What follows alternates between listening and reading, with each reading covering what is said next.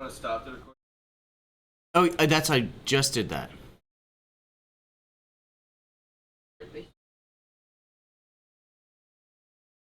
Oh. Yeah, it might go on sale like at the end of the summer. They usually do like a summer sale kind of deal. For some reason my laptop camera hasn't been working.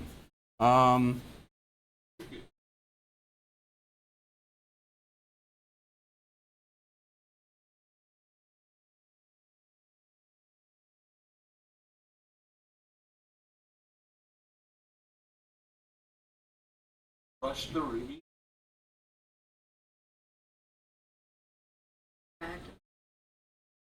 Well, the ruby powder is used as a spell component in for an eternal flame. Maybe you were just casting eternal flame. Yeah. I've been having some vivid dreams. It's been crazy. I was showing people my lemongrass. That's besides the point. In the fucking garden. It was great. Okay, so Stargate summary card. Let me change the source. I don't know why that's not working.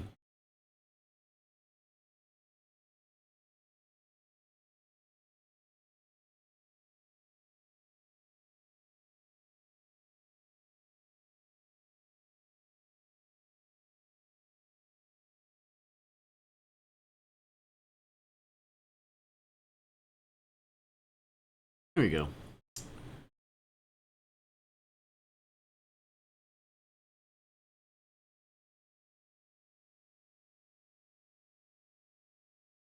Okie dokie. So, using the sky spread. With a specific topic in mind, shuffle the deck, cut the deck, then draw the top card, placing it in one, and then it continues sequentially with each card. Mechanically, we will do it to where you will give a situation your character is in from the past. So this will be something we can do when not everybody is around. We can even do it on random days that you guys just want to hang out and be like, hey, I kind of want to have, some, like a Sooth seeing session. Like, it's kind of like a flashback. It can be used during downtime as well to show, like, something that's happening currently. Like, hey, I want to smith this weapon when we're in downtime. Okay, well, it's going to take a week, so let's work through you finding the materials, finding the craftsman, actually crafting it, end result kind of deal. So I think this specific like layout 1 through 10 works well because it's similar to how it is done in the Invisible Sun. They actually have like a tarot map that is like laid out and you kind of fill it in at each key point. But I think it's supposed to depict the flow of the campaign, but this is more of like a refined, simplified version of that. So we'll draw the card, and they're always put a picture up. Each card has a picture, a name, a number, a symbol, and some associated words. And then I'll send pictures in Discord as well to update it.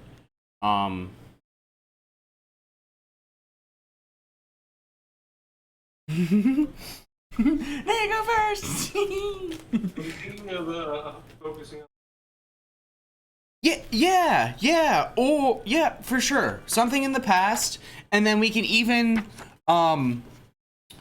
later on once we kind of refine it, and this is a spitball in session technically, like it's very workable. But we can even aim for like future. So like if I know Friar Tuck is a very pious man in my opinion. Just by being himself, I think it shows homage to Lyra. In all honesty, I focus on my distress. Okay. With that card there, or does it have to go to one? The first one goes. It always goes to one. It always goes sequentially. So. It'll start off with like the first impression is a picture side gives you your initial meaning to the symbol based on the visual impressions. 2, discover the words on the card just on the back side. So this one I'm looking at right now, the picture is tree. It's number 26. It's got a star cross, which is like a what does that mean? What? It's That's like crazy. Has 3 6-sided stars as her symbol. Oh wow, I turned right to the page. Oops, that's kind of fucking sweet. So for example, the tree. The tree describes the mature side of our nature, the part that is developed, grown up. I'll send you a picture of this too. Where's my phone? Oh, I haven't mixed the deck or anything. We're done. That's good. So are we telling?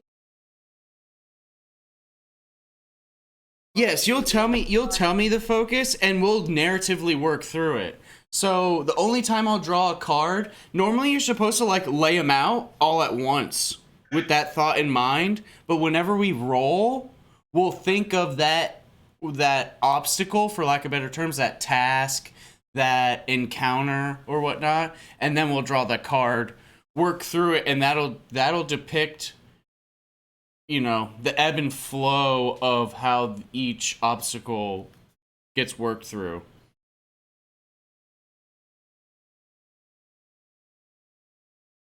Oh, baby.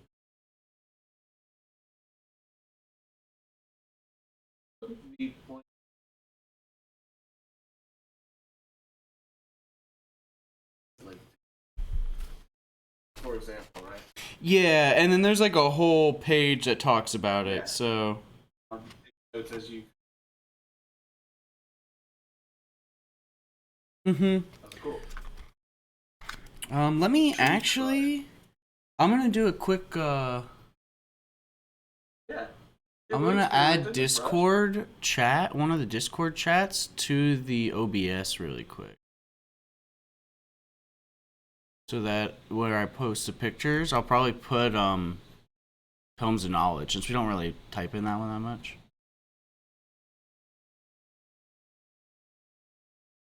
Oh, I'm looking at so much bullshit. Gosh damn.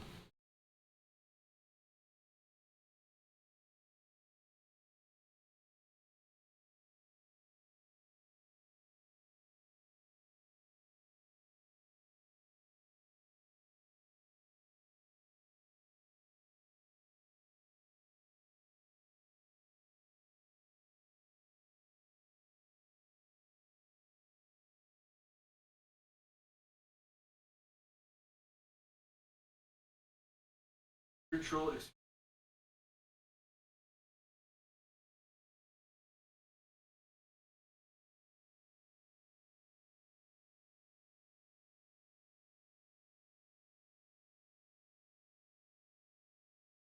Oh. I hope it's joyous. Well, okay, so I'll give you like an example of something you can do, because it gave like a pretty nice example. Oh fuck yeah.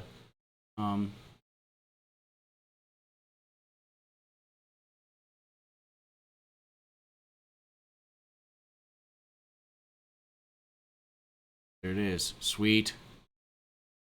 Okay.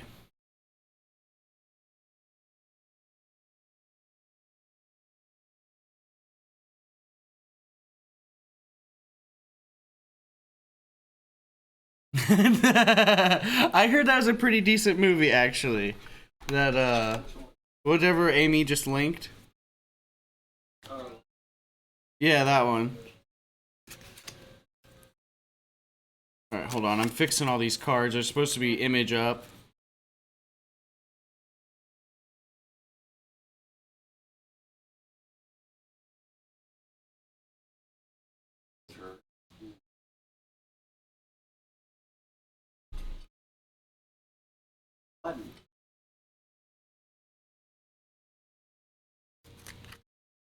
Sad, man. Like, I don't know.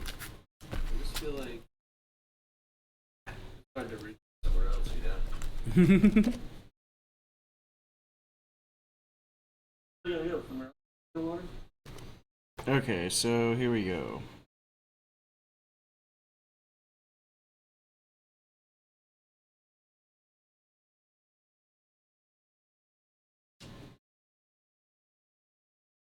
There are a couple of different types of cards.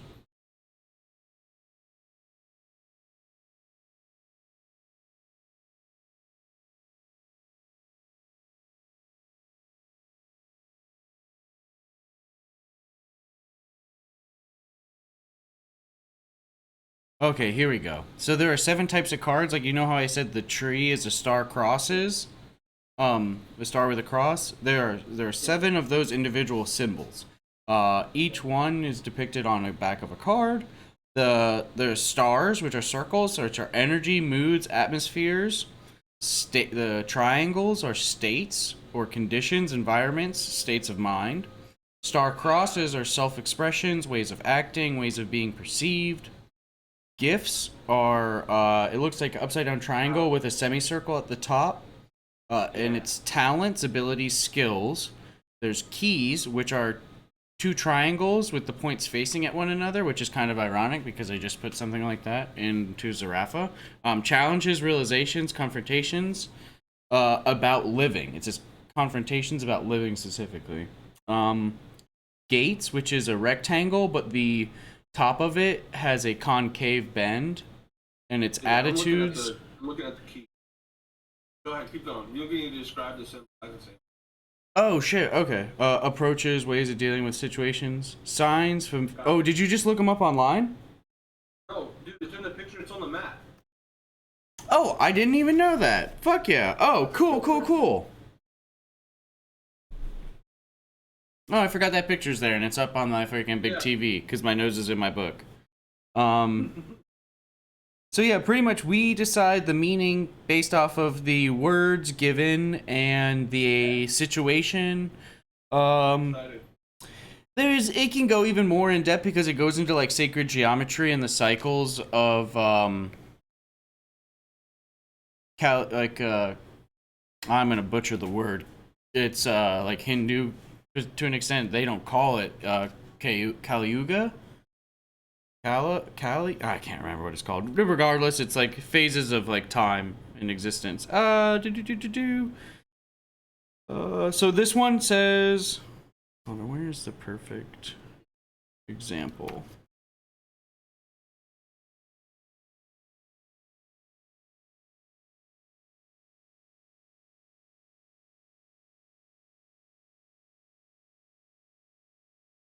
I just read that little brief description in the thing. So it was the example I read last night when I was reading through this book. I can't find it right now. It was talking about a girl named Anne wanting to see if her question that she was asking was in regards to marrying someone named Kevin, and it was like they shouldn't ask it as a question. It should be like a statement. So it shouldn't be like, should I marry Kevin? Or it should be more along the lines of like getting married or staying single kind of deal. So these are like questions we'll ask during like your encounter. Can I dude, for sure. Like, I wrote down. Oh, okay. So like, what were the So, like, what were the what is the reason you were brought here? Or like, why are you in this like this new world? Well, it's still, I want to know: is there a place? Okay. A little bit. It's like it looks like we're gonna be here a while. Okay, so do you want this to be more of like a closer to present like card, or do you want it to be, because there's potential for it to also be along the lines of like way in the past, like because like I know Griselda's like a little bit older than everybody else, so she could do like an event from her childhood that's like, oh, when I met my husband or my former husband or some shit like that for the first time, you know, you can kind of run through that. So, what we can do is, if you wanted to do this, we can have you almost, because we'll say this is while you guys are resting after the raptor wrestle. Everybody's like laying down, we'll decide who's taking a watch when, if anyone's taking a watch, later on. Right now, this is thematically when you are either sleeping or like meditating before going to bed or like after waking up or whatnot. This is like almost upon level up when you guys are experiencing this at rest. So you are contemplating why Tuck is here. I'm just trying to work it out, reiterating to you so you can kind of like, so I can make sure I'm saying the right things or thinking the right stuff, since I'm technically drawing the cards. Because I'd like for, if you guys are here, for y'all to draw the cards. But why he's, not so much like why he's here, but if he has a place here. Maybe, yeah. I'm just kind of feeling like kind of where you're giving. I don't know if I'm supposed to be like in the future or. It can be anything. Yeah. It's really just like with a specific topic in mind. So do you want it to be like your place in the world? That's almost like a simplified version of it. We can also, I'm jotting these down so like we can formulate a good statement or question. It's supposed to not be a question, but we can make it a question because we're doing it in a different manner. But that might like impact. So they say that asking it as a question leaves it open to bias definitive answers. Like, and that's like. So my place, I guess it's.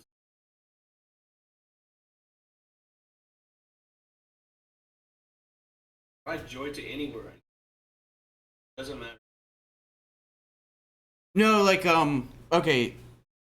That is actually pretty funny because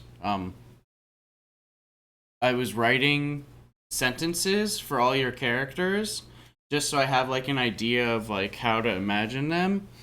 And the sentence I wrote, I'll actually read you all this. Since you're here, the sentence I wrote for y'all or for Bo. A jolly half-orc who, and then there's like a couple of them that I thought of, and just based off of the stuff that you've done, and it's like focuses mind over matter, which is like one thing that correlates to like why you're so jolly. Like you literally like got burnt, got caught on fire and lived with like 1 health or 2 health or whatever it was, and the guy who set you on fire and set everybody on fire killed himself. But there's like, so this is like in the one other RPG I'm reading, Numenera. That's how you make your character. So there's like, I'm an adjective, noun, that verbs, and then that gives you, those give you your stats because they correlate to different things in the book, which are kind of interesting. Regardless, I think it's a great way to describe how like your character is. And then for Griselda, I did a superstitious human who sees the beyond. And then also hunts abhumans, which is just anything that isn't like technically like human. Since you said you like, I caught a fairy. So even though it wasn't a fairy, it was technically like a abhuman because it was like a weird like fey creature thing, plant beast. But yes.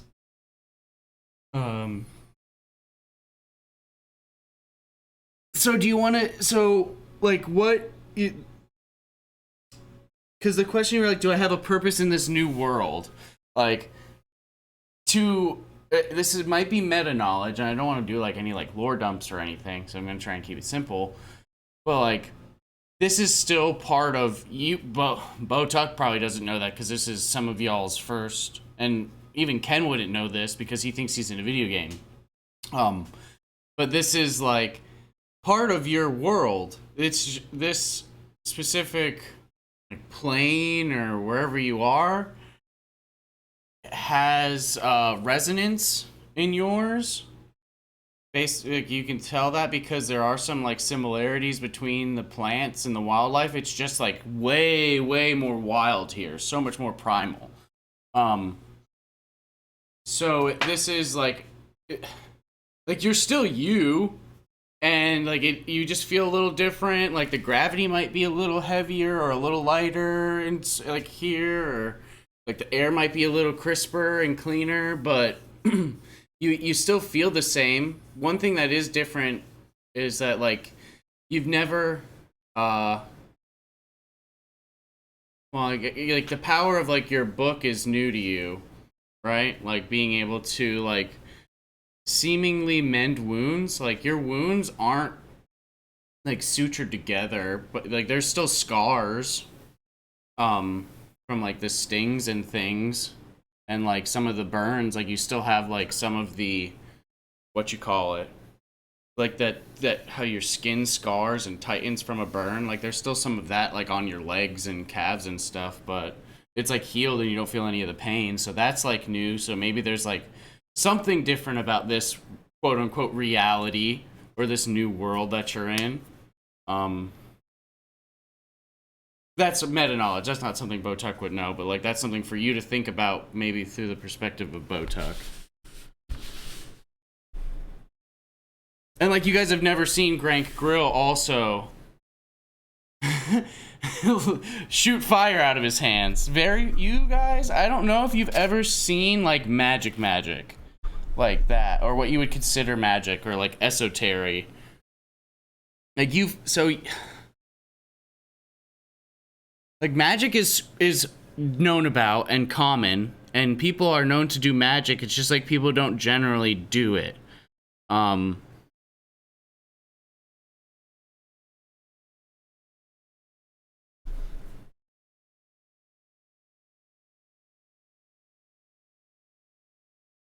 Sorry for rambling.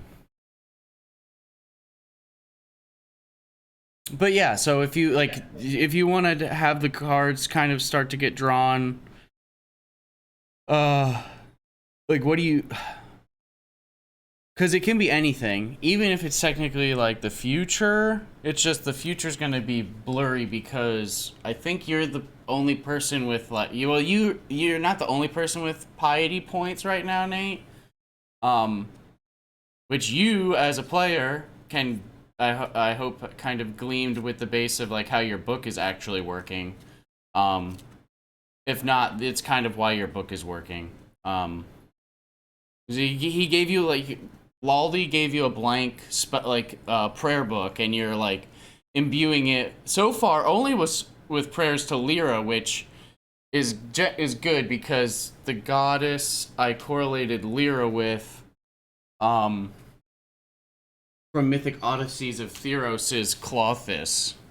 Like, loosely based. Like, she's, like, super, like, strict, because she, like, weaves destiny and stuff like that, but I've made her more of along the lines of how you kind of told me Lyra is, because I actually don't know the goddess Lyra. I should look her up a little better. Yes, sir. It's not too much. Okay. And that's where, like, there's room to flush it out, because this is kind of like a peculiar pantheon. There's technically AI gods that like, would be perceived as gods that float in wild space, like that have influence, which may or may not affect the party depending on what y'all decide to do. So there's like, you know, there's crazy cool stuff that can happen. It just depends on the avenues you go. So are you more interested in your place in the universe, or what this new world has to offer, or what this new world has to offer? Okay, so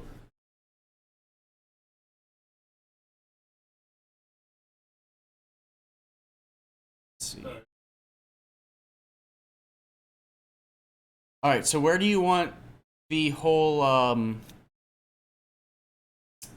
guess where do you want the story to start? Like before the port, before you entered the moon? I want the story to start maybe like first time at. Okay.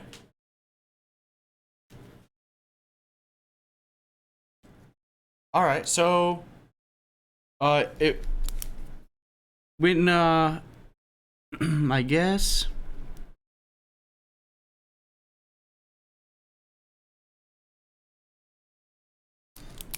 when would that be? Like, this is where you are in control of the narrative, and it's kind of like I'll fill in the gaps and draw the cards to kind of direct it. But so when was when was Bo Tuck's first visit to the Abbey? Whether he is like, from Stone Point or not. Tesla.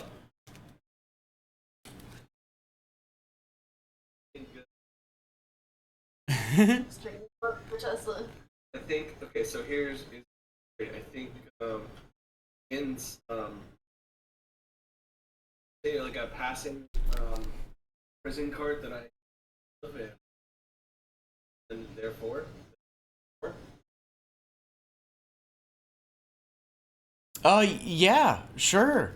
Yeah, there was okay, cool. So you were a former prisoner. Like literally how Skyrim. Yeah, I was actually thinking that, and it's funny you're like a half orc, because I'm not gonna lie, usually when I play those RPGs I pick half orc. Because come on, man, orcs are the shit. I love the green skin, green tide all the way. So your first time at the Abbey, kind of peculiar for a prison vessel to kind of come this way, and it is a sturdy cart. It is almost it's like a medieval paddy wagon where they put the people from like big parties and shit in all at once, and there's a couple of you in there.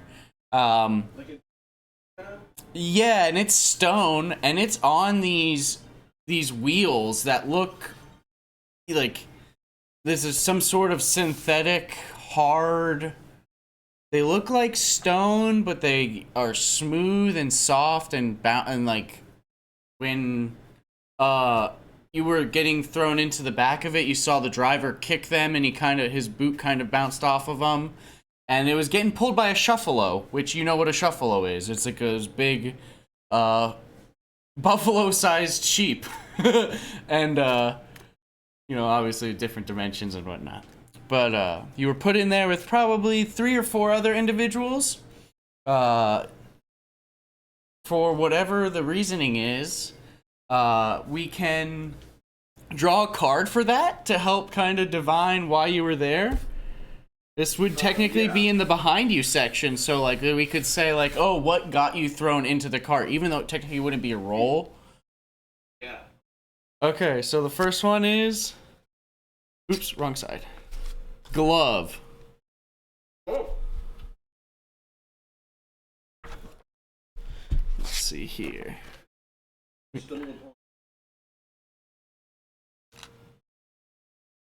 Oh, I got out. There was a thunder strike.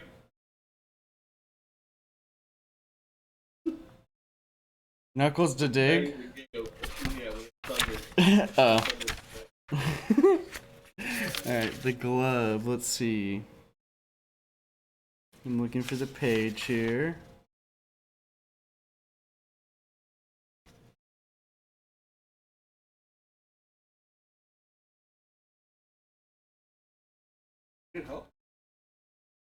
Oh, they're not.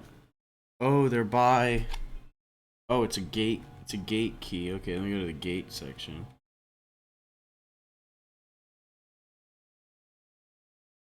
It's a gate key. The token. Okay. Attitudes and approaches. Okay, so here we are. It's on the picture.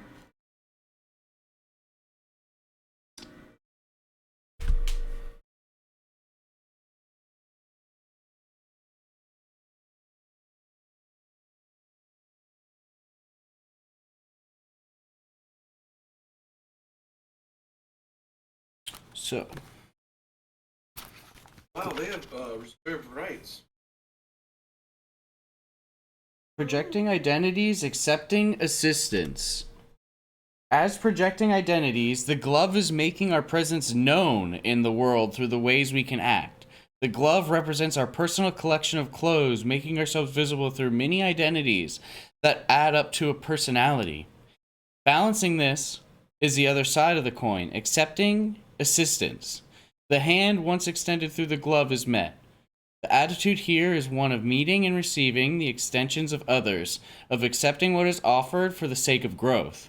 The glove is shared between the first and second houses, and so represents the gateways of I am and I want. It is also the gate to the form of the sea of time, which, so these houses, that's actually pretty cool that it got drawn in the 1 spot and is next to the 2 spot, because those are the first, like, the houses are also like the levels of chakra. So, that's super fun and ironic. So with, your kind of reasoning. This is like perfect. Like I'm going into the church, like opening. Yeah, so it is like you said. It's a rainy day. It's like it's the classic mud on the cobblestone ground.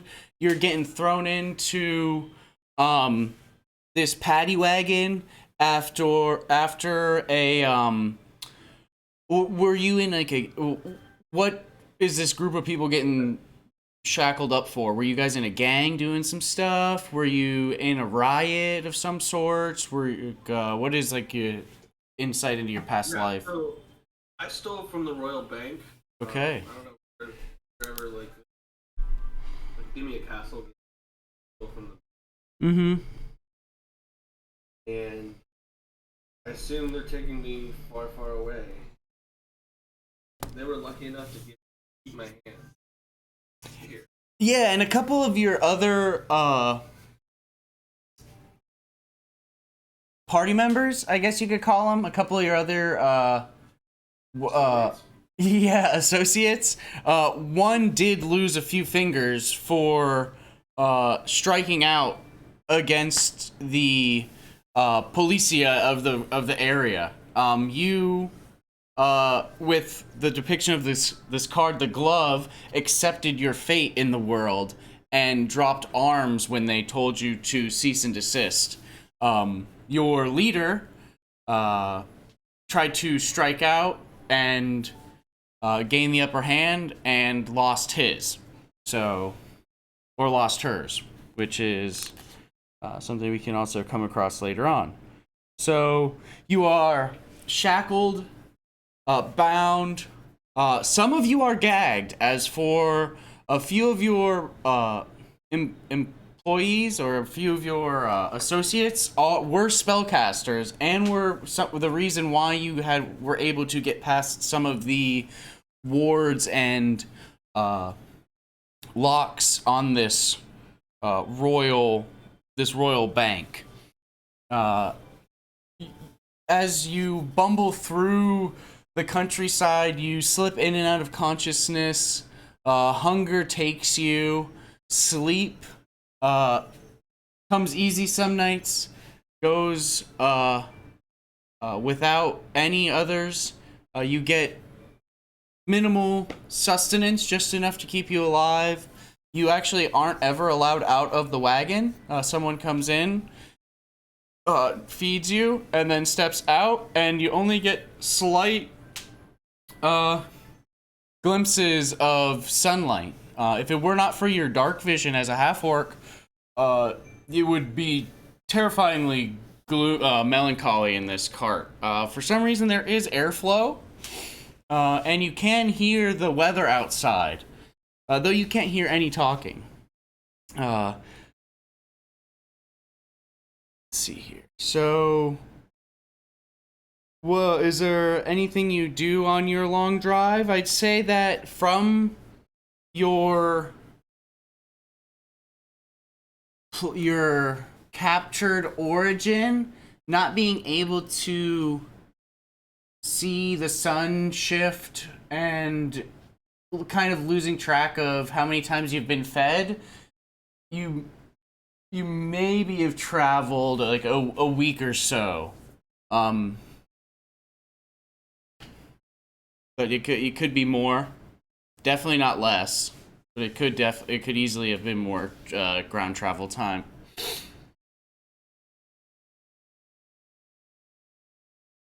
Is there anything of note that happens on your travels while going on? I escape. You escape? All right. Well, the next card is the cave.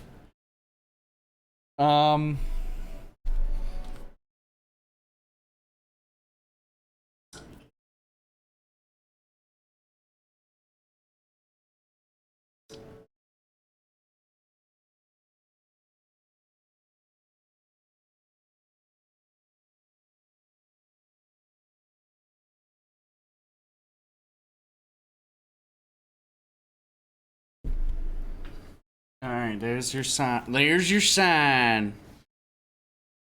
It's a square ding dong. See here? So, so possible of all these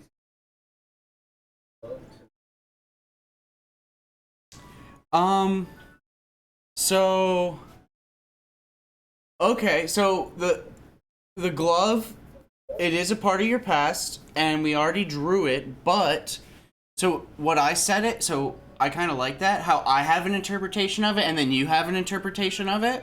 I like having there be like two potentials, so I used my interpretation of it to show as you putting your hands up and being able to be arrested rather than like losing a hand or being executed. You want to escape, which is when I drew the cave.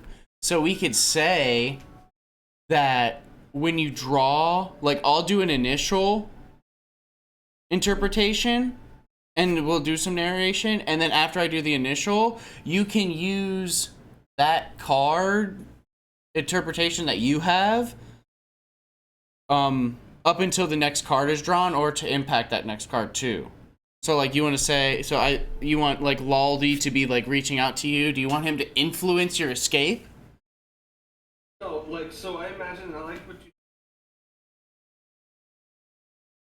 bad and in a while. I had this like picture of like this like stormy kind of pull out the side of this prison, or however it happens.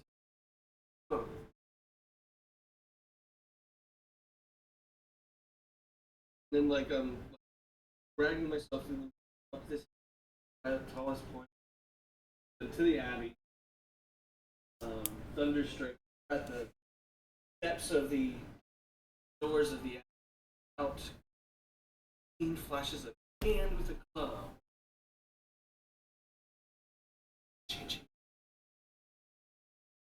Okay, I like this.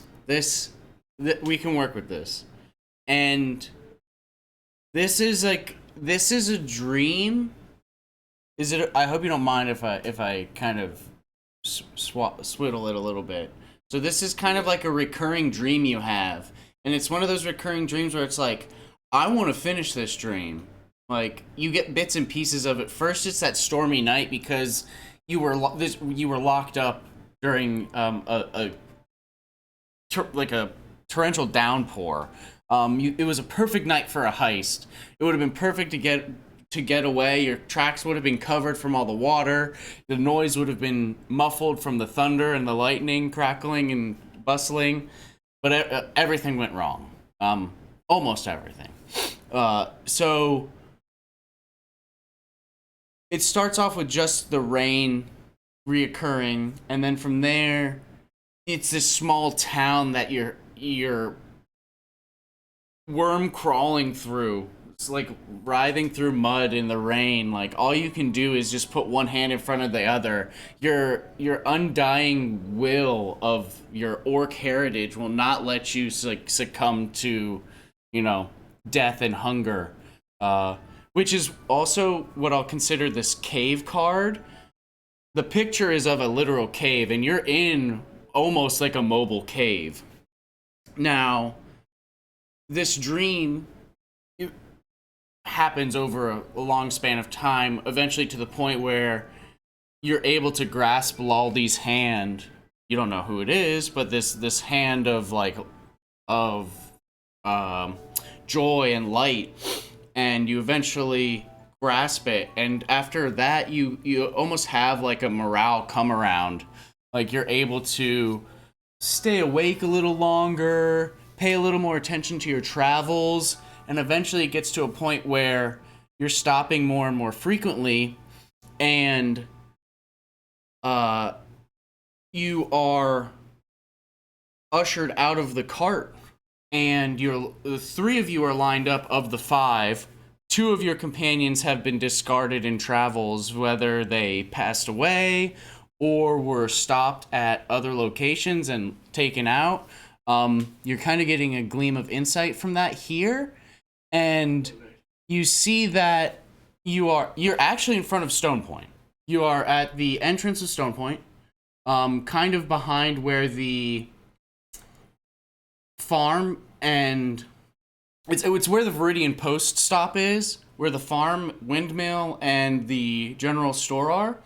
Just at the entrance to where the Weary Hearth is, where the trees kind of break and the opening to the town begins. And there's a few individuals lined up, one of which is Laldi, and you notice him make eye contact with you as you step out of the vehicle, or as you're like ushered out of the vehicle. And there's oh shoot, it's been such a little while since you've been to Stone Point. I have to get their characters' names. The dwarf from the Imperial Administration is there. Pretty much all the town leaders, Sire Ninia, are all standing there, and they're all scanning each and every one of you up and down. And then Laldi, and one of the guards that is talking to you, who the guards are in this full plate armor that almost like, it's bronze, and it seems to like line their skin, almost like a bodysuit. And they have these big kite shields on their back, and metal rods on their hip, and they discuss a few things that you can't really hear, but you know they're saying names and talking about why you were maybe arrested and or in this region. And Laldi continues to look at you and eventually walks up and gets your shackles taken off and shakes your hand and says to you, well, before, I'm actually going to retcon that. Before your shackles are removed from your wrists, he walks up to you and looks you in the eyes, and you get a, like, overwhelming idea of, like, your dreams that you had as he puts his hand out and palm up and says to you that if you give your life to, fuck, I forgot, how did he sound?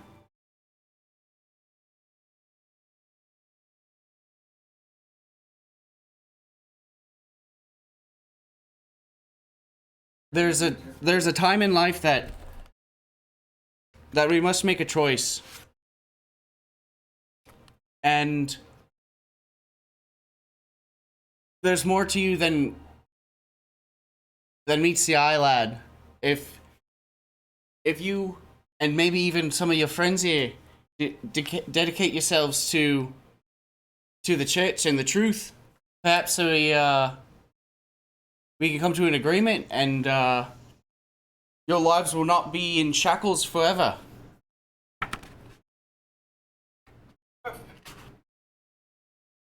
Life is no use to me.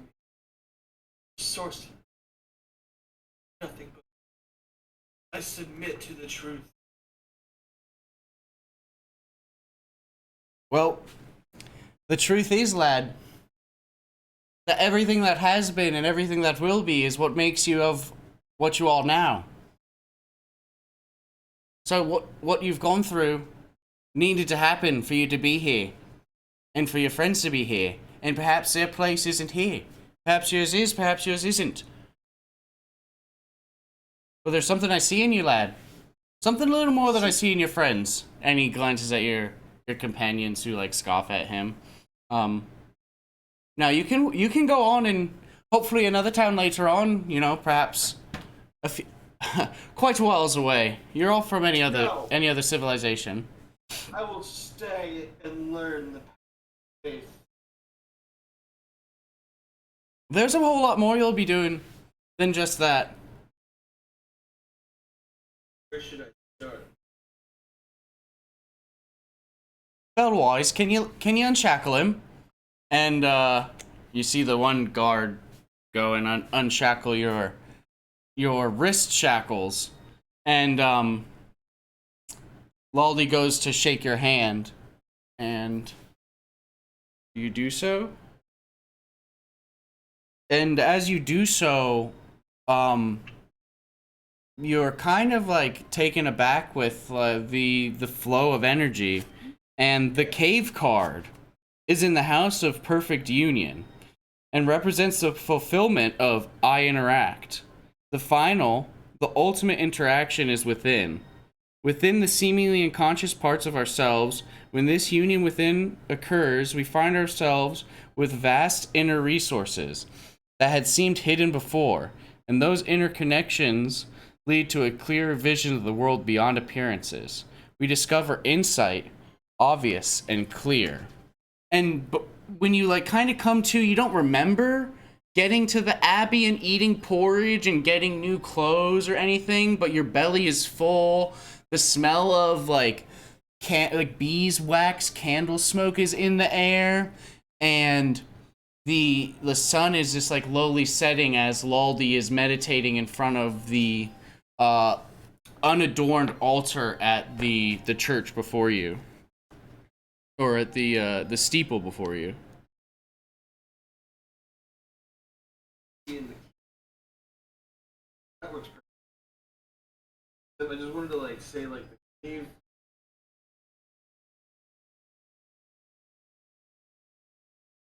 Plato's cave describes like the old and like I think that like describe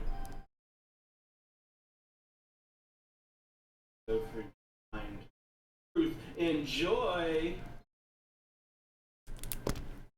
Yeah, and you find that even though this hot cereal is kind of plain, it's made with like love and fulfillment and joy. So it's like it's soul food, man. It's that stuff that gets you really going, and it unlocks that like inner light. And this is maybe this is when you feel that like first connection to Lyra, because Laldi, you don't know this, but he actually doesn't follow like Lyra per se. Like this is a sect of the church that just tries to like focus on the truth, which is everything is connected. So Lyra is I don't know any other gods in the pantheon. I think the cave represents the whole journey to. Okay, nice. And I can dig that. I can dig that a lot.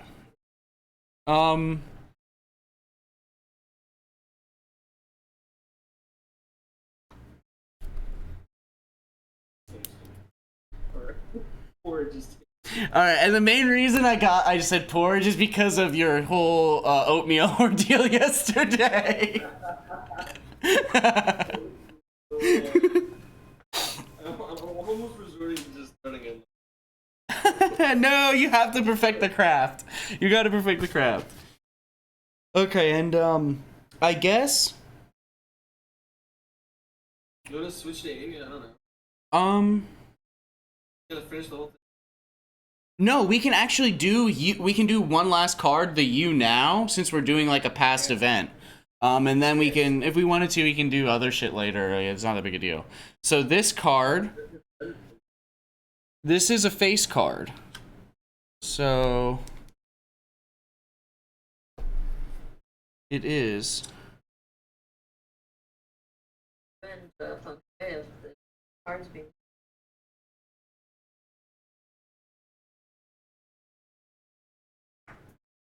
There's Discardia. It is the knight. The star-crossed knight. Courageous, loyal, adventurous, idealistic, opportunistic. Wow. And we'll say that this is, you know, it's been a few weeks since you first got here, and you've performed like mundane tasks, and you know, diligently. Some issues may have arose. What was like maybe like a minor issue that came across from like your mundane, like taking care of the abbey. Oh, that picture's upside down. That's fine.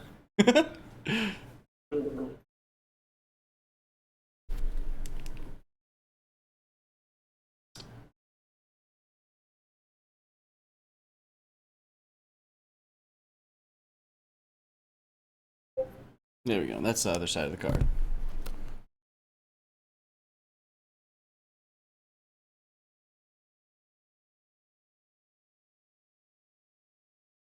Oh, it doesn't show pictures and tomes and all when I do it on Discord. That's stinky. Oh well. Let's see here. So, and as you go through your training, and you know, some months pass, and you've found a connection with Lyra. But how did that kind of like happen with you? Was it something that initially happened when you first kind of came here and got accepted, or? No way. It probably took like, I don't know. This is probably like years ago when this happened. Because like I'm like a studied man now. Mm-hmm. Like I do things in the morning. I ring the bell. I put incense. So this was like when you were arrested, you were like young. You were a very influenced individual then, huh? I had hair. Yeah, I had hair on top of my Oh shit. Okay. Perfect. It's like it'd be like this kind of like eventually I'd lose top of my hair. Yeah. So okay. So you went from literally like an adjunct, like just someone associated with the church, like almost like a indentured servant, all the way up to like, yeah, now you're a friar. Like this is like right now. So Yeah. okay, awesome. And, yeah, and I assume that like Laldi, I think, have like some kind of materials. Oh yeah, there is a mini. Though the library is not vast, it is eclectic. It has old tomes, newer tomes, some shit you can't even read that doesn't make much sense. You know, references of different pantheons that contradict and coincide. Yeah, it's a okay library. There's probably like 80 or so good texts, and then maybe like 30 to 50 different scrolls and glimmers of miscellaneous like preachings and whatnot from all walks of life. It almost seems like individuals who came here and settled here gave their religious texts to the church here so that it could be preserved. And it is kind of it is interesting how, because there's a whole separate room for them, how well they are held. It's almost like it is magically preserved. I think like there'd be definitely like times where I would slip and, you know, relapse into a drinking spell or something, like myself tossed up in horses watering hole. That I've kind of just like, I don't know, Lully kind of like whips me back into shows me the real what the sacrifice. And that's kind of like, you know, that's how it gets. Lully, like, Lully and I have a good relationship now. Yeah, for sure. Yeah, and he's an interesting individual because like it does seem like he is like a living statue almost. His skin looks granite. He doesn't show real signs of aging. His voice doesn't modulate too much, and he doesn't show very many signs of like facial expressions, but like you can feel his compassion. Like, yeah, you guys definitely have a connection. Yeah, and it's been that like it's definitely. Yeah, it's like that tough love. Like, all right, this guy isn't gonna do anything unless I like make him. Like, I can't like. It's nurture versus nature kind of deal. Yep. Lyra was my tap. That's one thing I think that was like missing. Friar Tuck life was trying to find it in all the wrong places. Okay. Nice. So the. Who likes a drink or two? Oh yeah, and that's perfectly all right. You know, Laldi every now and then he doesn't drink too much, but he does eat fermented fruit, which has the same effect to an extent. It's just easier for him to digest and handle, whatever his anatomy is, I guess. So eventually you do make your way up. You eventually are able to go to like a quote unquote like school, like you're still here, but like you're actually learning. So you do become a friar, and upon your like adornment of getting that title and becoming a friar and becoming Friar Tuck, the Friar Bo Tuck of Stone Point and Lyra, you are given your staff. Your Laldi also carries a staff, and you've read in a couple of notations that they are versatile equipment. If you are a merchant, an adventurer, a clergyman, if you walk, you want a staff. You can use it for leverage, you can use it as a weapon, you can rest on it, things along those lines. So this is when you were given your veteran's stave. Yeah, do you have any specific type of wood that it is or how it looks? I think you kind of described it before, but I can't really remember. It's kind of burl, like little burl knuckle. Hell yeah. Just like it's probably stained. It probably stained. Full quarter staff. Okay, hell yeah. So this is pretty much like your knighting, like when you got knighted, to an extent. It's equivalent. So the knight symbolizes the noble side of ourselves, that which is courageous in its endeavors and loyal to its cause. The knight is adventurous and seeks new territories and kingdoms. It is idealistic, measuring others against lofty standards. At times, the knight is opportunistic, seeking personal gratification in the name of a great cause. The night is composed principally of the stars of hope and austerity, and it lies in the house of illumination. Therefore, the night is expressing I realize through the energies of trusting and perceiving. It is also an expression of the sea of pyramids. Trusting and I imagine, especially for the slot that it's in, me now, adventure. Mm-hmm. Yeah, this is what, like, I almost feel like this isn't what you have to take it as, but, like, yeah, it's like you're very loyal to the cause of, like, just faith in Lyra. You've always, like, preached her, and inadvertently you got thrown in on an adventure, because everything is just an exploration until something goes wrong, which then it becomes an adventure. In my eye, that's my definition of adventuring.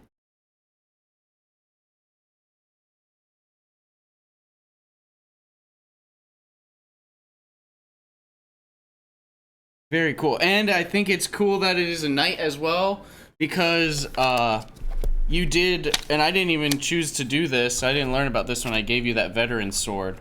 But like, and you I don't know if Bo Tuck understands how it works, but it your staff can become, a longsword.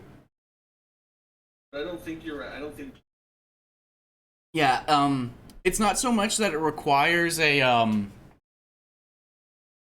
like a command word, which it could activate on a command word, but it also is based off of like your instinct and intuition. So it might happen when like things kind of go wrong, kind of deal, or like when least expected because of your emotions, because it's based off of your faith with Lyra. To an extent, not exactly, because it's also just like it's a magically faith imbued weapon. All right, so that is Bo Tuck.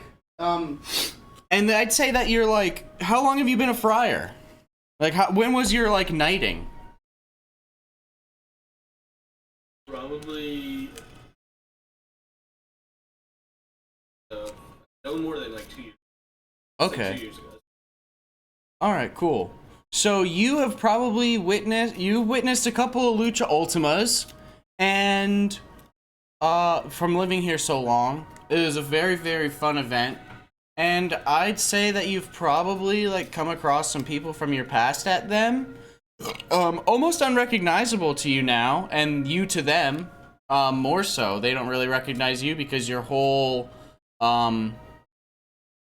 demeanor and aura and whatnot has changed. So not only do you look different, but you hold yourself differently, and your energies are different. So,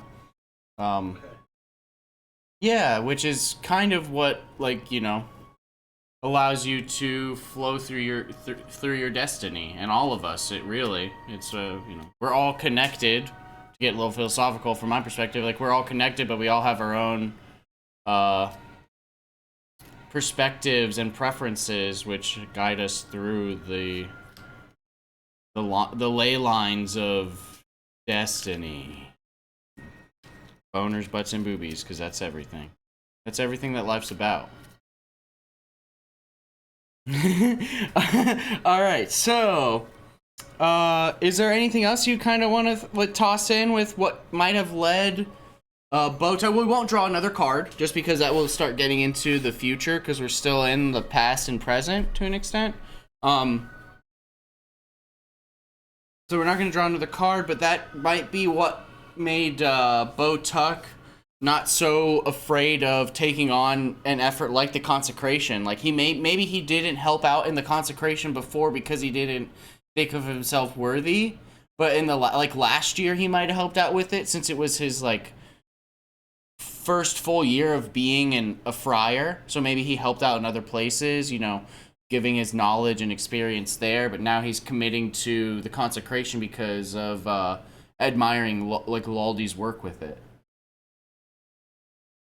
Because Laldi's always done those rituals with the mercury pools.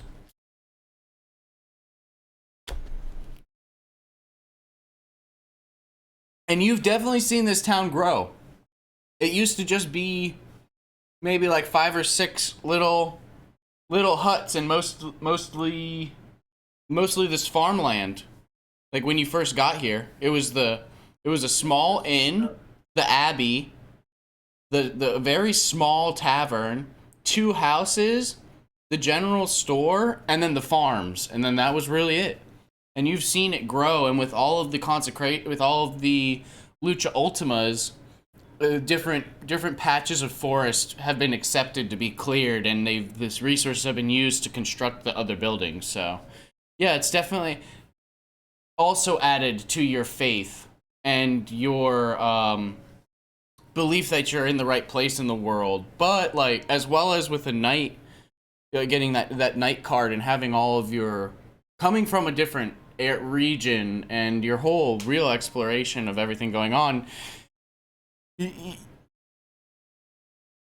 you as Bo Tuck and as Nate might think that there is more to you than just Stone Point, just because of everything that has happened. Like, if you were meant to stay in this new world, like where you fell through the Moonwell, wherever it is that you are, this wild place, that'll happen. Like, you have faith in that. If you're meant to get out, you'll get out, kind of deal. So whatever is meant to happen will happen in time. Yeah.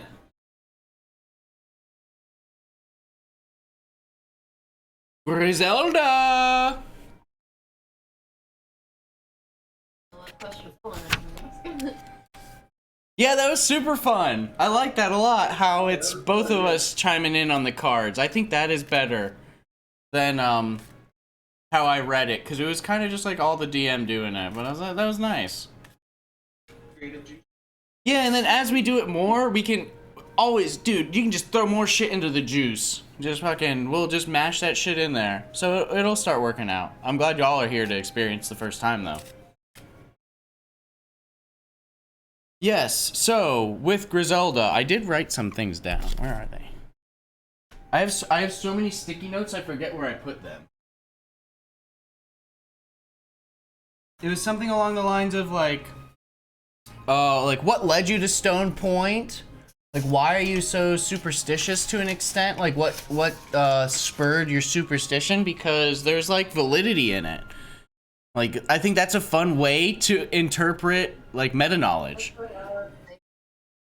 Like, I actually really love Griselda as a character because it's like she's just a crazy old lady, but like sometimes you gotta listen to the crazy people. They might, you know, there's some truth in insanity. Finding or become riled up with the. All right, so I'm gonna write down for my reference as superstitious sources.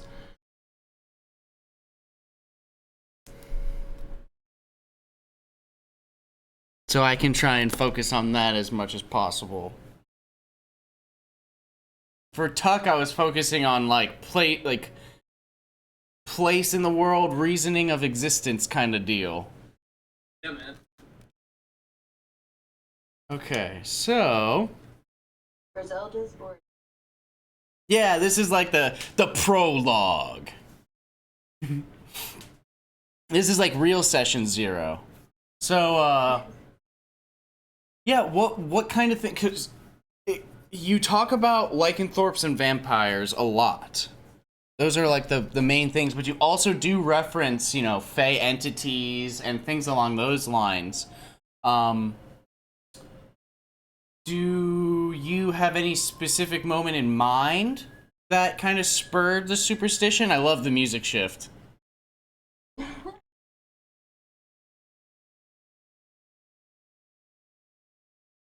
find out what the. Or do I need to have It says to focus. Yeah, like what I guess, yeah, we can kind of draw a card and like get a source for that. Hold on, I'm shuffling real quick. He's giving you creativity. Yeah, so do you want it to be more of like because the world here is very diverse. It's a I read this quote. It's a dichotomy, and I loved it because it was describing a fun sci-fi world. Because I really think that this campaign is technically like a Spelljammer campaign, but like high fantasy. I called it. What did I write? It was called Pikes, Piety, and Planets. Is the, is the setting, because you know there's swords and sorcery, there's might and magic, all that shit. But like this is like a fun science fantasy world where the impossible is possible. But yeah, so like what did you grow up in Stone Point by chance, or are you from somewhere else? Okay, so you're a local. Like, were you born here? this is the term that I've been. Okay, awesome. Okay, how far? I forgot to cut the deck for Nate and Bo. Do you want me to cut the deck? Yeah. How far do you want me to go down? Give me a fraction. Half? Got it. Okay. Oops, this one's not right side up. Oh, these ones are, none of these are right side up. Okay, so the first card. Sword, S word. Word. Sword. Bink. Bink. Ooh, nice. Okay, interesting. Self-expression discriminating. That's interesting. That kind of goes along with superstition, just off of my initial like look at it. But And then this is the picture, and it's a gate card. So let's go to the gate section. So this is your family's farm. That means that your family has probably been one of the original settlers. Is there? Let's see here. Let me look at the sword. The sword symbolizes an attitude of self-expression, of demonstrating who we are to the world through our acts. As a sword and an extension of the body, so is all that we do an extension of the self. To maintain balance with expression, the sword also represents discrimination, a sense of what is appropriate and what is not, as well as a sense of timing and artfulness. The sword is shared between the 5th and 6th houses, and so represents the gateways of I protect and I become. It is also the gate to and from the Sea of Laughing Hats. So, I would say that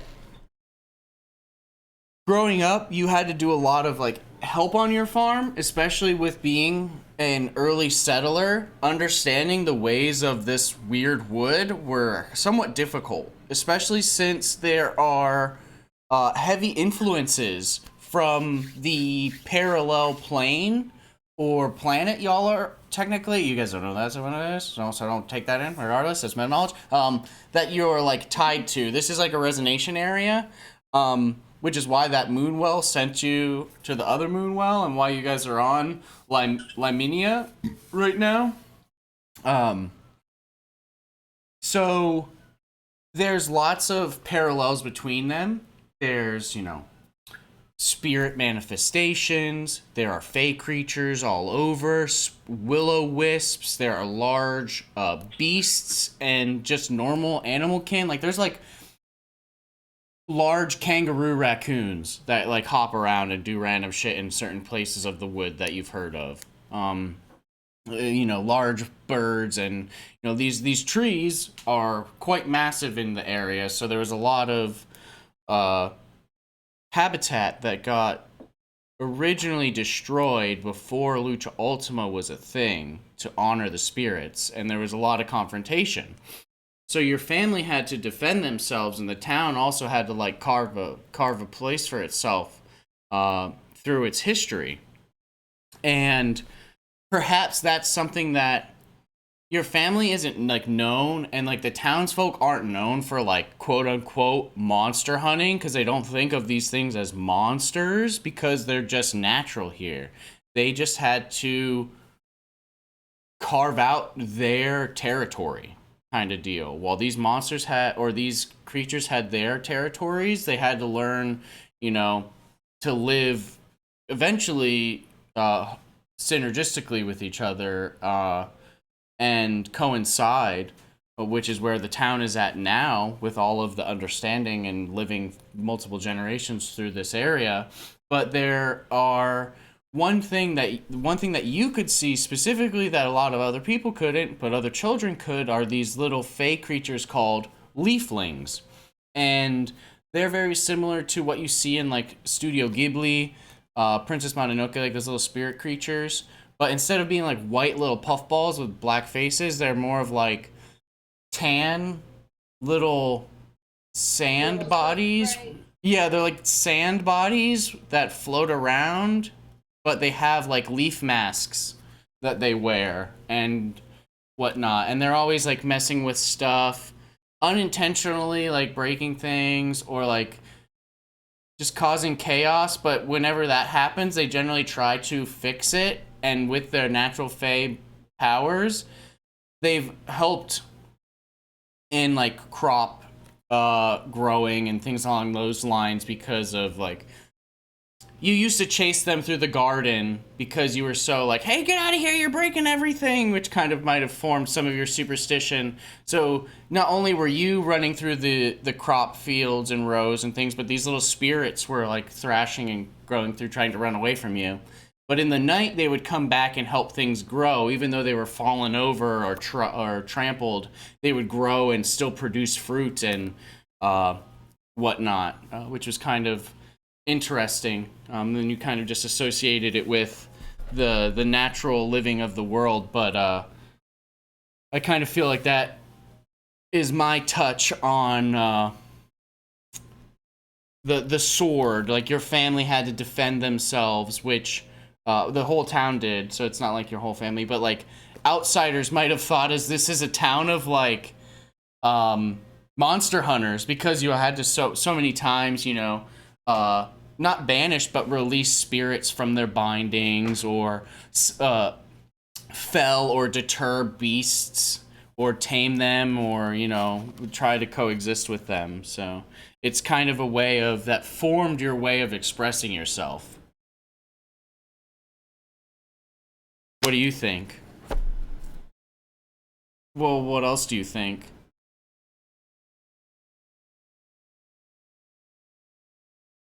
Like, was there like any deciding events in your childhood that caused your superstition? Like, especially specifically to like lycanthrope or vampirism.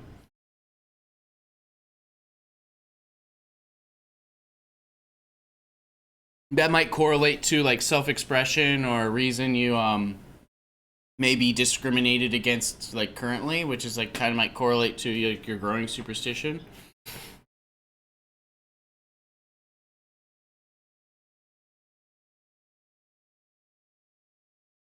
Right. Okay.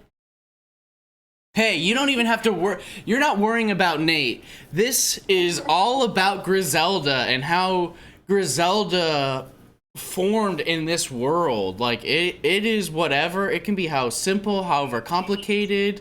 It can even technically be something we elaborate on later. Because I am recording it. So it's something that I can, like, I'll upload and you guys can listen to and whatnot. But, yeah, I want them to generally, since this is the first time, I don't mind a little bit of like give and take with us doing it later, but I'd like them to generally be like done and like not so much like concrete, but somewhat like, hey, we did it this session, this is kind of canon. But if you want to have time to think about it, I do have to go pee. Okay, cool. I'll send a picture of the sword page too, so you can see that.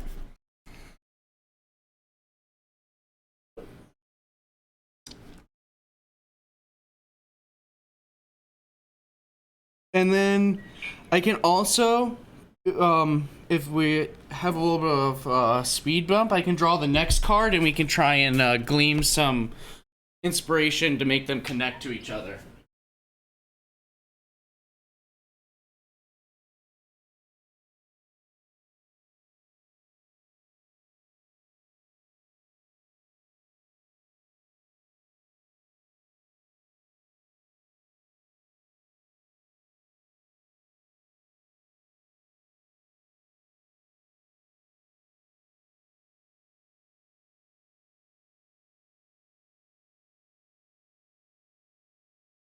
Talk to me. I heard you talking. I thought you were talking. What did I miss? I drew the sword. Oh, the S word. Saw that there was the on the S.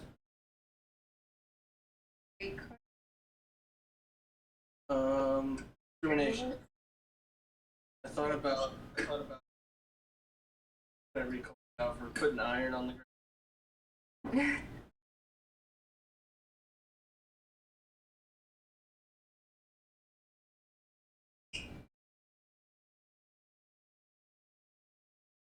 Jake, I don't know if you can hear me, but I also I'm not really. What happened? That I like the pace we're going at it. Oh, perfect. Okay, cool. It's what, almost 12 o'clock? Cool. Yeah. Oh yeah. Right.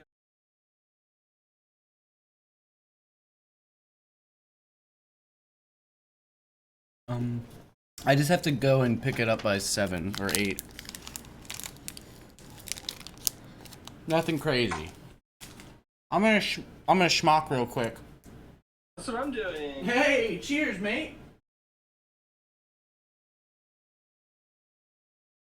Cheers. 4. Cool.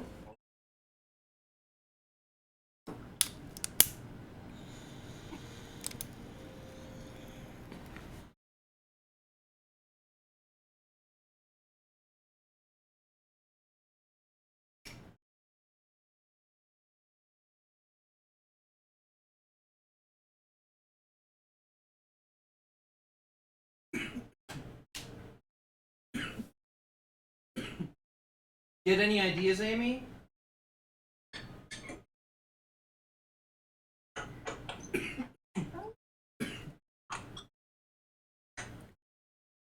Still thinking about it. I guess with being young and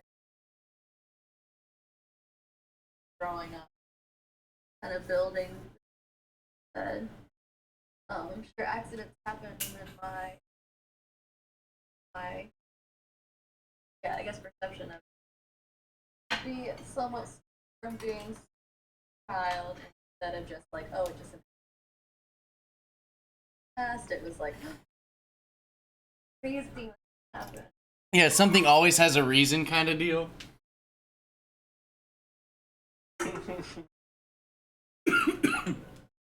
Okay.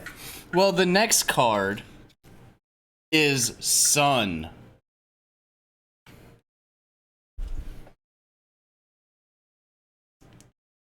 Sends a picture.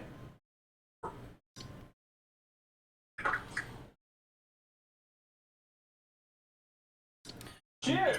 Radiating, energetic, vitalizing, optimistic, dominating.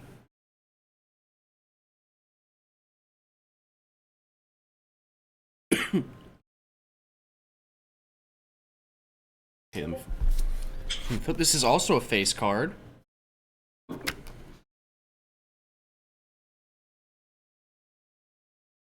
Dude, I thought Mason was Yeah, too bad. bitch.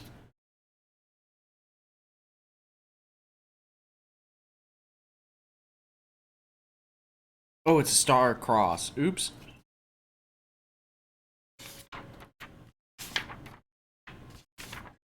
Egg.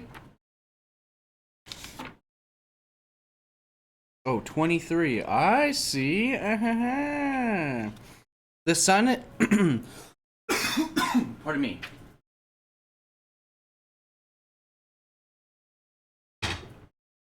Ah, much better. Okay.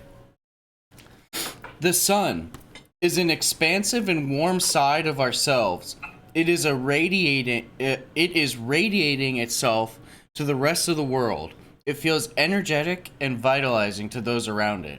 As the sunny side, it is the expression of optimism, yet as a strong outflowing force, it can also be dominating influence, seeking to have its way be the way.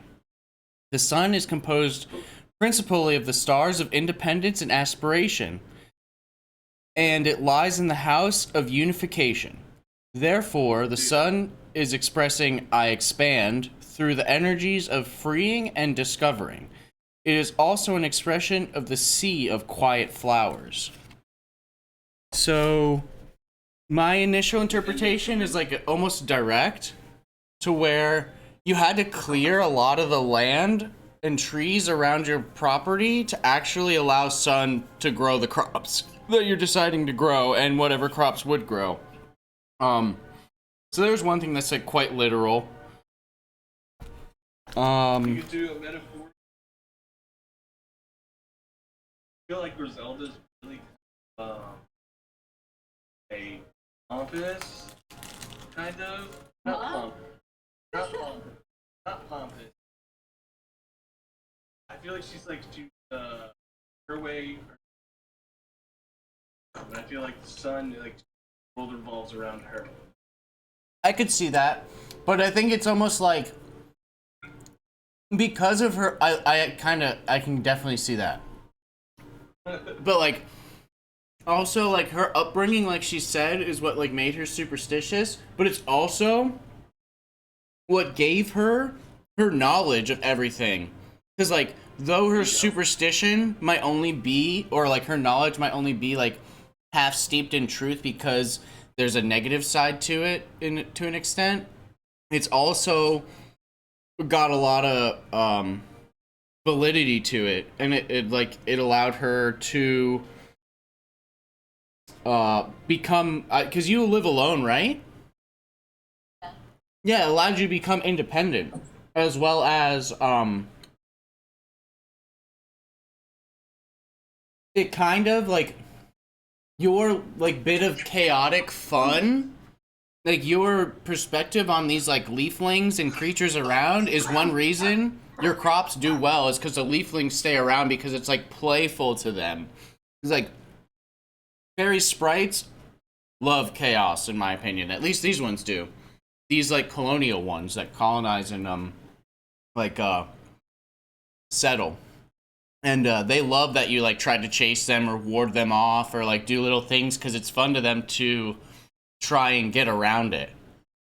So you're like dominating perspective on these little rascals is what fuels your ability to do what you do. Now, maybe as a child, you're also like maybe a little more optimistic than you are now, but having to live alone and doing what you have to do on your own has kind of hardened you.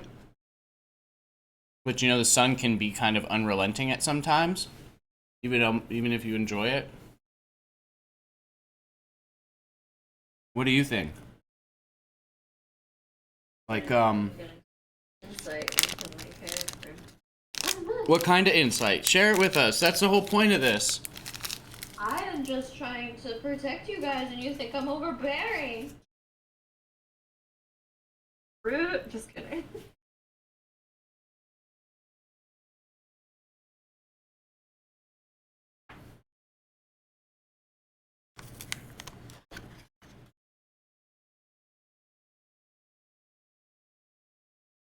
Like your interpretation, but that's more present. Trying to think of how I could fill in the past part. Yeah. Yeah, that's interpretation of sun growing your crops. Like even like the whole aspect of like radiating, like as like a child, you were you had to have been like energetic. You know, you were like live. Yeah. I guess you weren't. You didn't. You don't have to be. To think of young Griselda as being good. How she like, yeah, from Harry Potter, how she's like always talking about crazy stuff and everyone just goes with it like, yeah, okay. So like this young Griselda's running around saying like, oh, I saw a werewolf last night. They're just, oh wow, that's crazy. Yeah, and maybe like the fact that no one listened to you except maybe like your parents, like is what made you now like you like almost force it upon people because no one listened. All right, hell yeah, I like that. I do also love Luna Lovegood. She's great. The fact that like everyone kind of went with it, like, and no one told me otherwise. Like, no, that was just a wolf running. Like, but now it just like instilled it even more. Like, yeah, there are wolves in the werewolves in the woods. Yeah, and one of your party members is suspected to be a werewolf, so it's kind of funny because like you might be like that might be one of the ties you have is like you're sussing him out, like trying to figure out if he's really a werewolf or not. Like your little childhood investigation is sparked again. All right, nice. I like that a lot. So, the next card is Star of Inwardness.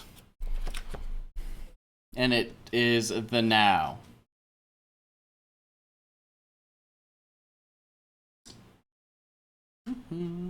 The feeler.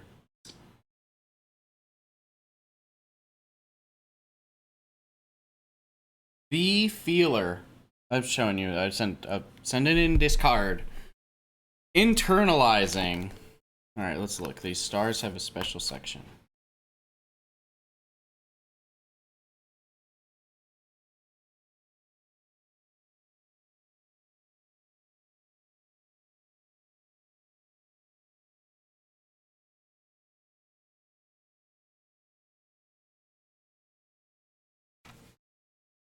C, D, where are you? A, B, C, D.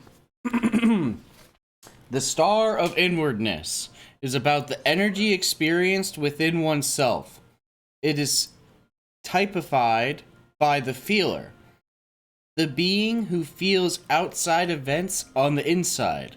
This is the energy of internalizing, of knowing one's emotions and inner drives, of taking things to heart. The star of inwardness is shared between the 4th and 5th houses. Therefore, the energy of the feeler is part of I feel and I project. It also creates the light of the sea of magic. On the picture side of the card, the star's center shows a spiraling inward, creating a subdued outer light.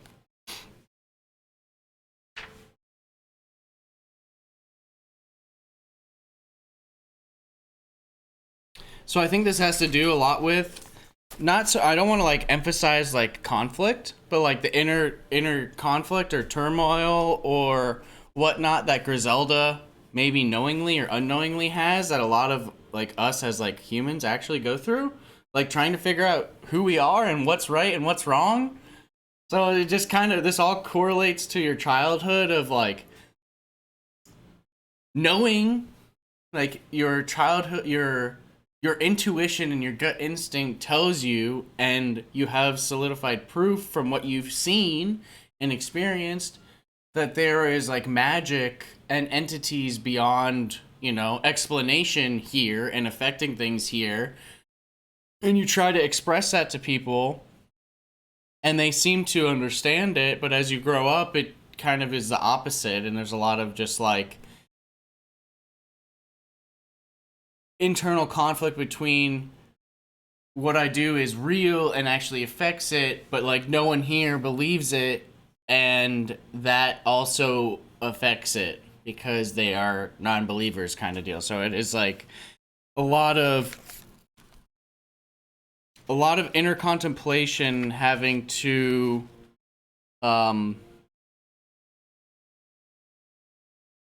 live and coincide with people that you care about, but also like, because you don't have to love the townsfolk, but they're your neighbors, so inadvertently you kind of care about them because they kind of take care of you and care about you. So there's like at least a certain level of mutual respect there. But people who don't necessarily believe you or don't or say they believe you or agree with you, but you can tell by the way that they look and respond that they don't actually, because you're not a child anymore. You're a lot better at reading nonverbal cues and social cues.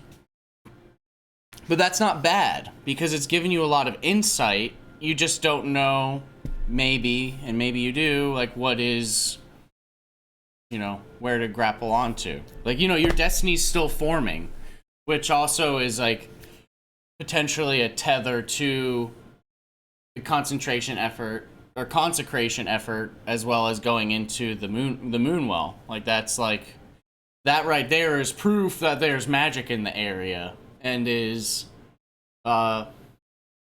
confirmation to your beliefs.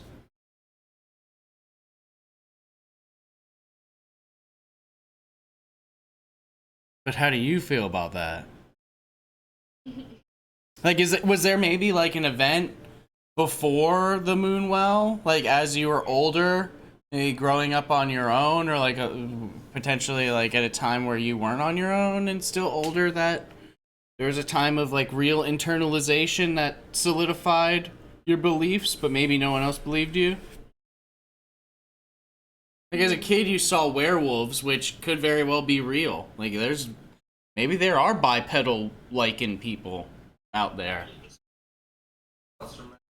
Yeah, I mean, there's One of my favorite things is like human-animal hybrids. Like I think they're so cool. Like the Leonin, or I even like the merfolk or whatever they're called, the Tritons. Yeah, they're definitely, and like, you've seen beast folk come to and fro your town, but they weren't like savage, and you didn't see them transform from man to beast, so it wasn't like, I mean, they were like suspicious and you weren't like trustworthy of them, but it didn't like, what's more suspicious in from my perspective, and maybe Griselda shares the same thing, but she doesn't have to, is like a skin changer, someone who hides that they're like a lycanthrope because of, you know, whatever reasons they have. I think that's more dangerous than someone who is just like outright, yeah, fuck it, I am what I am, regardless of intentions. But that's just me as a person, not even as like a DM.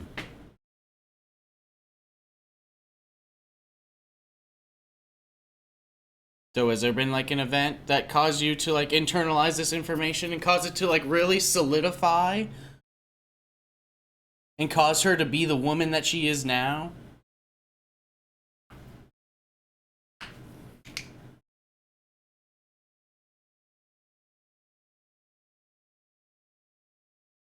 First time I saw a solar eclipse. Hell yeah, okay. Alright. There are definitely some crazy events that have happened, especially during your Lucha Ultimas. Like, the Lucha Ultimas, and you being a fucking OG of the town, have seen the, like, maybe not the first one, but you've seen some of the initial ones. Like, the town's been around for a really long time, but your family's bloodline goes back very, very far. So yeah, you've seen some crazy stuff in those during those Ultimas, and it's kind of notorious for something to happen, which is why people get so excited. Like, people kind of expect that shit to go down, and I kind of want it to. Why is it just there we go. So okay, yeah, so what happened during that, like, solar... Did you say solar or lunar? Solar. What happened during that solar eclipse? Monster ate the sun and pooped it out. Oh shit, okay. Interesting, okay. Oh yeah? How often are... I don't know how often they are in, like, the real world, but, like, weird shit happens. Like, okay, so from just being in the town that you're in and being able to see the stars, you know that there are two suns. Generally, they rise and fall within an hour of one another. One is just way farther off, and burns with a brighter, like, yellowish white light, while the closer one burns with, like, a darker, like, reddish amber light, and is a pretty good size. It's about probably double the size of the Earth's sun, like, in perspective, like, not actual size, but, like, looking at it, you know, regardless. There are two moons. One of those moons has two moons. So there's, like, two, like, quasi-moons, I don't know if that's the right term for them, that orbit the one moon that's green, and then the blue moon is, like, a singular moon that orbits the planet, and they're on opposite sides. And then there's notorious, like, not rogue planets, but in the solar system, certain planets do come close to yours and cause influence on it. Which is where you've probably seen, like, solar eclipses and lunar eclipses, and there's times where, like, all the suns and the moons are lined up, which is maybe the one that you saw when you were a kid, which is weird because, like, it ate all the stars.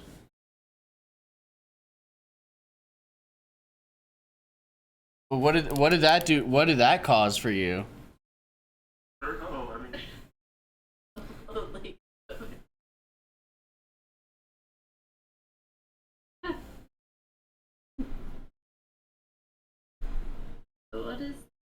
What are my synonyms for the star? What are your pronouns? Journalizing. That's the name of this. Here, let me reflip to it real quick. Sorry. Always watching. Internalizing the feeler and I project and I feel.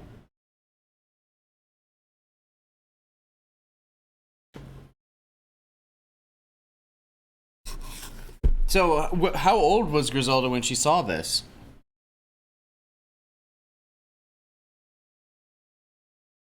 I guess still young. AJ. Cool.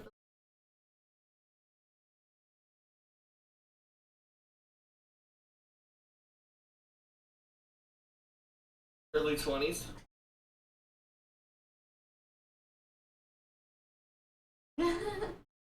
Cool. It doesn't have to be anything crazy. I'm just curious. Yeah, and I guess it looked like even all the stars went black. Like the whole sky was dark for a few minutes. And then all the moons and suns and stars were back. But this was during a lucha ultima when people were getting slapped and wrestled around, and the festivities didn't stop. But you were inquisitive and looked. Oh, I thought it was 9 or 6.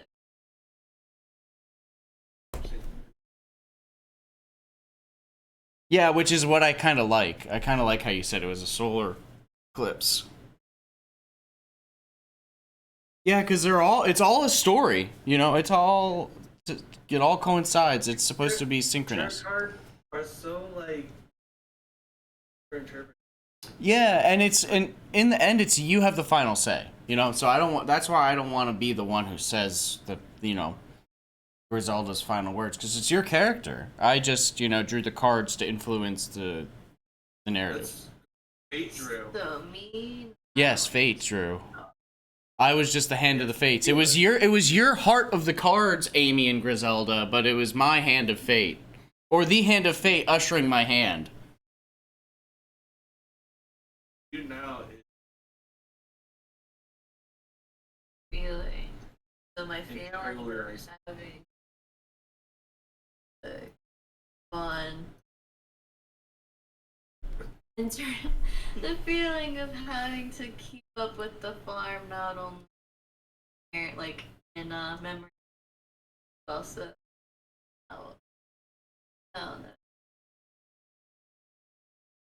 Nice. Yeah, because there's like weird, crazy things going on, not just here, but in the whole universe, because of this weird solar event. Eh? me now that I'm an old lady, I obviously on that role of protector. Hell yeah. Good Does witness. Does your family have any heirlooms from like fighting Fae? I would say they would be religious. I always religious. Okay. I just twisted my own. Oh, nice. Yeah, it's just like just esoteric bullshit, which I love, and I say bullshit commandeering as like an overarching term for everything, because that's kind of what I do. It's like, hey, this has to have some validity. It looks cool. It's in all these texts. Oh, this probably has some validity, whether it's Egyptian, Arabian, fucking Celtic, Germanic, whatever. Cool. So, what kind of class do you want Griselda to become?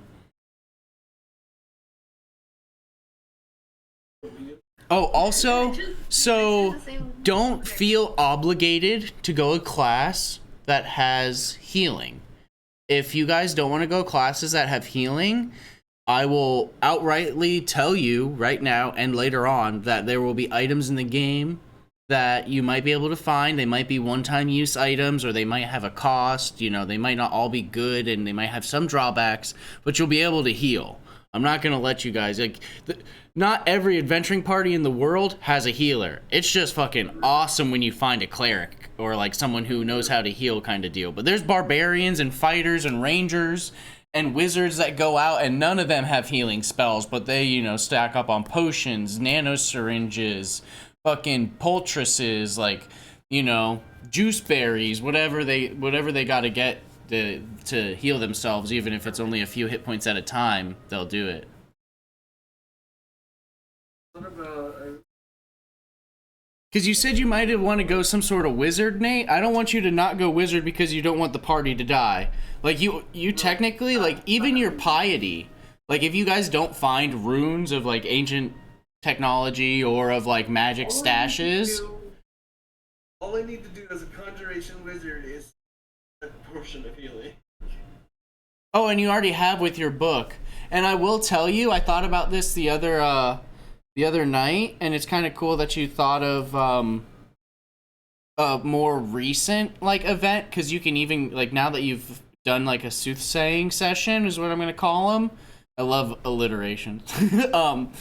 You can even we can go farther back into Botuck's past, and we could even do like past lives of y'all or like your parents or shit like that. Like, there's a lot we could do for just fun, like however much you want to flesh out your characters, or it doesn't even fucking matter really. If you guys have an idea, we can fiddle with it. But when you first used your book, you were outside of the Moonwell, and you felt that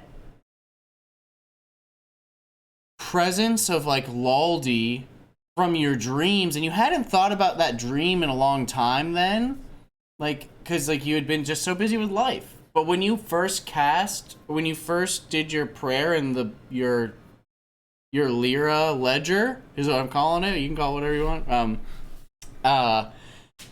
you kind of had like a flashback of your dream and of like Laldi like accepting you into the church on that like rainy day, that hand of light. But when you went through the portal and you used the book to heal Friar to heal Grank Grill as well as yourself, you felt a lot of that power emit from yourself, not so much from another like influence.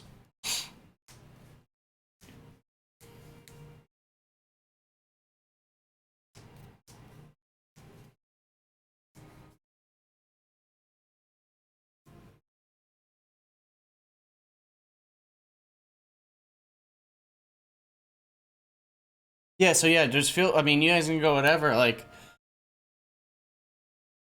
I also have I'll have to find the PDF for it, but I have a psionics class, if that interests you, Amy.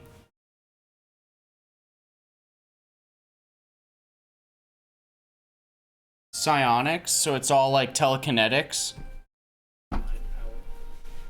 Right? Yeah, it's made from the guys from WebDM. Do not know where I put it. Let me see.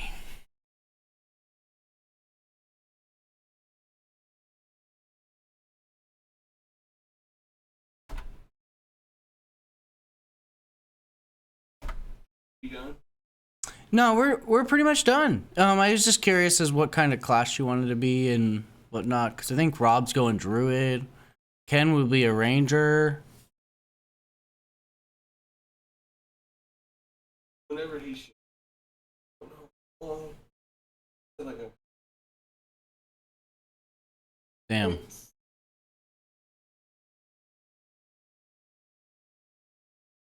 Choke.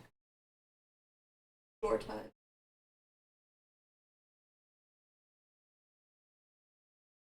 Good time. Can't play D&D on the boat? That sucks. You could ask him if you. There's no Wi-Fi. No. There's no Wi-Fi on...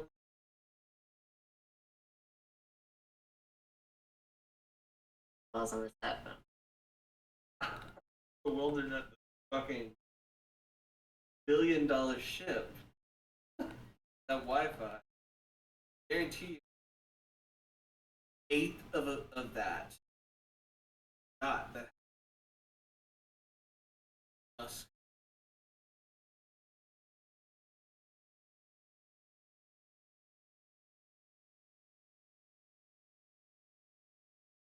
Where my tax dollars to that? The issue with Wi-Fi is it doesn't. That's why out of the house Wi-Fi is gone. Yeah. So that's why it's land. So you wires, ground or Wi-Fi satellite about like 2 feet out.